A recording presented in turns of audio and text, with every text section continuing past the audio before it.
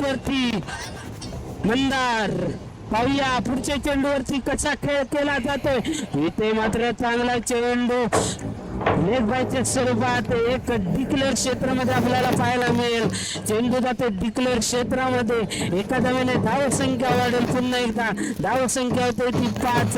फसवा चेंडू नक्कीच उलट्या हाताची नक्कीच इथे गोलंदाजीला सुरुवात होते. ती सुरुवात ज्याने केली मंदार तोच आपल्याला गोलंदाजी मार्क वरती पाहायला मिळतोय. इथे फटका मारला जातोय. इथे ताकद कमी पडली जाते. क्षेत्ररक्षण चांगलं होतंय. येतोय पुन्हा एकदा निर्धाव चेंडू.